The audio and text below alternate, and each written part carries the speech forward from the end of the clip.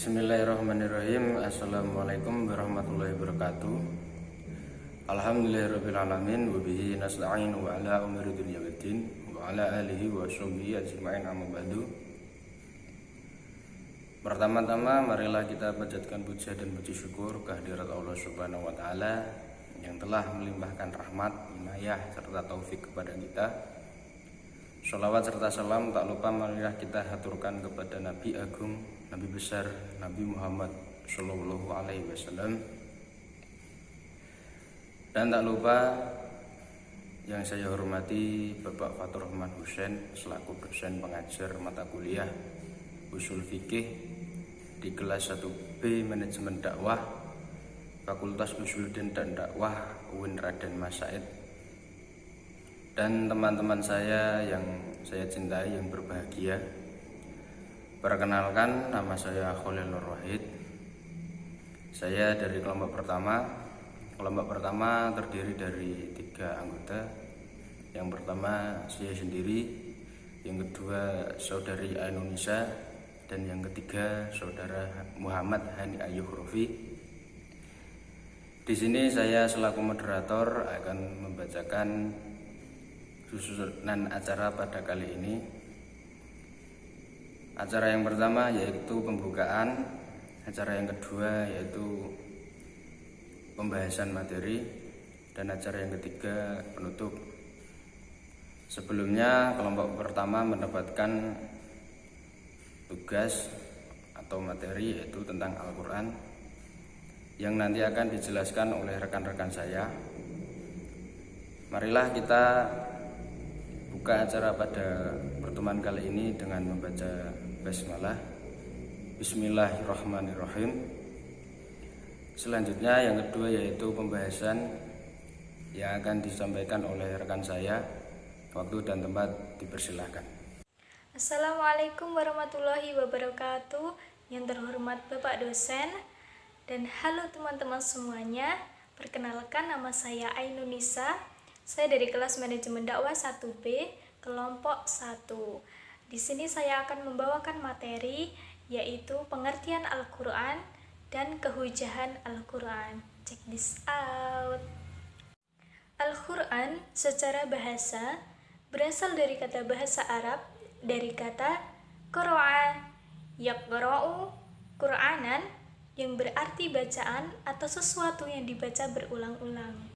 Al-Quran menurut istilah adalah firman Allah Subhanahu wa Ta'ala yang disampaikan oleh malaikat Jibril dengan redaksi langsung dari Allah Subhanahu wa Ta'ala, yang disampaikan kepada Nabi Muhammad SAW dan diterima oleh umat Islam dari generasi ke generasi tanpa adanya perubahan. Sementara menurut para ahli usul fikih, Al-Quran secara istilah adalah kalam Allah Subhanahu wa Ta'ala yang mengandung mukjizat yang diturunkan kepada Nabi Muhammad SAW melalui malaikat Jibril, tertulis di mushaf, diriwayatkan kepada kita secara mutawir, dan membacanya dinilai ibadah dimulai dari surah Al-Fatihah dan diakhiri dengan surah An-Nas. Materi selanjutnya yaitu kehujahan Al-Quran. Kehujahan Al-Quran sebagai sumber hukum Islam adalah yang pertama, Al-Quran merupakan sumber dalil paling kuat bagi umat Islam dalam berhujah, karena isi dari Al-Quran sudah pasti benar dan tidak ada keraguan dalam seluruh isi Al-Quran, sebagaimana firman Allah SWT dalam surah Al-Baqarah ayat 2. A'udzu billahi minasyaitonir rajim. Bismillahirrahmanirrahim. Dzalikal kitabu la raiba fi hudal lil muttaqin. Artinya, kitab Al-Quran ini tidak ada keraguan padanya, petunjuk bagi mereka yang bertakwa. Kemudian sumber hukum Islam yang menjadi landasan ulama dalam berhujah dan menetapkan hukum ada 4. Yang pertama Al-Quran, yang kedua hadis, yang ketiga ada ijma', dan yang terakhir keempat ada qiyas. Terima kasih, sekian materi dari saya. Selanjutnya akan disampaikan oleh rekan saya. Bismillahirrahmanirrahim. Assalamualaikum warahmatullahi wabarakatuh. Saya Khalil Nur Wahid. Saya akan melanjutkan tentang kekarakteristikan dan kemukjizatan Al-Quran. Kekarakteristikan Al-Quran diantaranya yaitu Al-Quran sebagai kitabillah yang dapat diartikan Al-Quran berasal atau bersumber dari Allah Subhanahu wa Ta'ala yang diturunkan kepada Nabi Muhammad SAW melalui malaikat Jibril. Selanjutnya Al-Quran sebagai kitab yang terpelihara yang dapat diartikan Al-Quran dijaga oleh Allah Subhanahu wa Ta'ala dan tidak dibebankan kepada siapapun. Selanjutnya Al-Quran sebagai mukjizat yang dapat diartikan dengan diturunkannya Al-Quran kepada Nabi Muhammad SAW agar pada waktu itu bangsa Quraisy dan bangsa Arab dapat mengakui bahwa agama Islam adalah agama yang benar. Selanjutnya Al-Quran adalah kitab yang mudah dipahami yang dapat diartikan di dalam Al-Quran terdapat ayat-ayat yang sangat indah dan dapat dipahami oleh umat manusia. Selanjutnya Al-Quran adalah kitab yang lengkap yang dapat diartikan di dalam Al-Quran terdapat tuntunan atau tata cara bagaimana kita beribadah kepada Allah, akhlak dan hukum-hukum yang lainnya. Selanjutnya Al-Quran sebagai kitab untuk seluruh atau untuk golongan seluruh umat atau untuk seluruh golongan, di mana Al-Quran adalah kitab penyempurna dari kitab-kitab sebelumnya dan untuk umat manusia, entah itu sebelumnya umat Nabi Isa atau Nabi Musa. Baik, selanjutnya kemukjizatan Al-Quran. Selanjutnya yaitu kemukjizatan Al-Quran. Kemukjizatan Al-Quran berlangsung sejak Al-Quran itu diturunkan kepada Nabi Muhammad SAW. Dalam catatan sejarah terdapat beberapa upaya dari kaum kafir Quraisy atau bangsa Arab untuk menandingi Al-Quran itu dengan membuat syair-syair atau syajak yang diperakarai oleh Musailamah Al-Kadzab.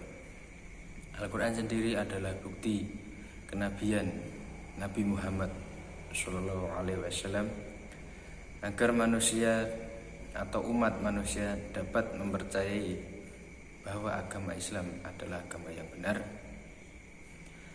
Di dalam kita mempelajari Al-Quran itu tidak mudah. Kita harus menguasai ilmu tafsir Al-Quran, mengetahui asbabun nuzul. Dan Al-Quran sendiri ada beberapa tafsir, diantaranya kitab Sab'ah, yaitu tafsir Jalani, tafsir Ibnu Majah, dan banyak lainnya seperti Ibnu Daud. Mungkin itu saja penjelasan saya tentang kekarakteristikan dan kemukjizatan Al-Quran. Assalamualaikum warahmatullahi wabarakatuh. Sebelum melanjutkan materi sebelumnya, perkenalkan nama saya Muhammad Dana Jurufi. Saya akan melanjutkan pembacaan materi Qat'i, Dalalah, dan Jani Dalalah. Qat'i al-Dalalah adalah nas yang jelas dan tertentu yang hanya memiliki satu makna dan tidak terbuka untuk makna lain. Sedangkan Jani al-Dalalah adalah kebalikan dari Qat'i al-Dalalah. Ia terbuka untuk pemaknaan, penakwilan, dan penafsiran. Dalam konsep Qat'i dan Jani ini, pandangan ulama dapat menjadi dua, yaitu kelompok usuliyun klasik dan pemikir kontemporer. Qat'i dan Jani dalam usul fikih digunakan untuk menjelaskan teks sumber hukum Islam, baik itu Al-Quran maupun hadis, dalam dua hal, yaitu al-subut eksistensi atau al-wurud kedatangan kebenaran sumber, dan al-dalalah interpretasi. Abu Zahra dalam bukunya Usul Fikih mengatakan Qat'i atau al-dalalah adalah lafaz nas yang menunjukkan kepada pengertian yang jelas, serta tidak perlu lagi penjelasan lebih lanjut. Wahbah al-Zuhaili mengatakan dalalah Qat'i adalah lafaz yang terdapat dalam Al-Quran yang dapat dipahami dengan jelas dan mengandung makna tunggal. Nas dalam Al-Quran maupun hadis yang dikategorikan kepada qat'i adalah lafaz yang susunan kata menyebutkan angka, jumlah, bilangan tertentu, sifat, nama, atau jenis. Misal tentang pembagian waris, hud, kafarat, dan lain sebagainya. Sementara jani adalah baik Al-Quran maupun hadis adalah teks atau lafal yang membuka kemungkinan lebih dari satu makna. Abdul Wahab Al-Khalaf mengatakan, jani adalah lafaz yang menunjukkan suatu makna, tetapi makna itu mengandung kemungkinan sehingga dapat ditakwil dan dipalingkan dari itu kepada makna lainnya. Menurut Syafi'i Hasan, nas yang dikategorikan jani adalah lafaz-lafaz yang dalam bentuk umum atau am, mustarak, dan mutlak. Ketiga bentuk lafaz ini menurut kaidah usuliyah mengandung makna dan pengertian yang banyak dan tidak tegas. Para ulama usuliyun berpendapat bahwa qat'i adalah lafaz ayat yang mengandung makna tunggal dan tidak dapat ditemui di sepanjang yang ditunjukkan lafaz itu. Sedangkan ayat zani, apabila ayat tersebut mengandung lebih dari satu makna, memungkinkan ditakwil. Adapun menurut para ulama kontemporer, qat'i tidaknya suatu teks bukan dilihat dari ketegasan makna suatu lafaz dalam teks, tetapi lebih pada substan makna dan kesatuan maksud dari teks itu sendiri secara bersamaan dari teks-teks lainnya. Sebab substansi wahyu Al-Quran adalah nilai moral etis seperti keadilan sosial, misi pemberantasan kezaliman, ketidakberdayaan, dan diskriminasi. Selanjutnya, taksis. Arti dari taksis menurutku dari baik dalam bukunya Usul Fikih. Taksis adalah penjelasan dari sebagian lafaz am dan bukan keseluruhan. Atau dengan kata lain menjelaskan beberapa satuan yang tercakup dalam lafaz am dengan dalil-dalil. Jenis taksis. Mentaksiskan ayat-ayat Al-Quran dengan ayat-ayat Al-Quran. Dalam Quran surat Al-Baqarah ayat 228 yang artinya wanita yang dicerai harus menahan diri atau menunggu 3 kali quru. Ketentuan pada ayat di atas berlaku secara umum bagi mereka yang sedang hamil ataupun tidak. Mentaksis Al-Quran dengan as-sunnah. Dalam Quran surat Al-Maidah ayat 38 yang artinya laki-laki yang mencuri dan perempuan yang mencuri, potonglah kedua tangannya. Pada ayat di atas tidak disebut batasan nilai barang curian. Kemudian ayat atas dikuatkan oleh sabda Nabi Shallallahu Alaihi Wasallam. Tidak ada hukuman potong tangan dalam pencurian yang nilai barang curiannya kurang dari seperempat dinar. Dalam hadis riwayat Al-Jamaah. Dari ayat dan hadis di atas jelas bahwa jika nilai barang curian kurang dari seperempat dinar, maka pencuri tidak dihukum potong tangan. Yang ketiga, mentaksiskan sebagai sunnah dengan Al-Quran. Allah tidak menerima salah seorang dari kalian ketika dia berhadat sampai dia berwudu. Muttafaq alaih. Hadis di atas kemudian diriwayatkan dengan firman Allah dalam Quran surat Al-Maidah ayat ke-6. Dan jika kamu junub, maka mandilah. Dan jika kamu sakit atau dalam perjalanan atau kembali dari WC ataupun toilet atau menyentuh seorang wanita, maka kamu tidak mendapatkan air, maka bertayamumlah dengan tanah yang bersih atau tanah yang baik ke muka dan basuh ke tangan dengan tanah itu. Mentaksis as-sunnah dengan as-sunnah. Pada tanaman yang disiram air hujan, yaknya 1/10. Muttafaq alaih. Umuman hadis di atas tidak terbatas pada jumlah panen.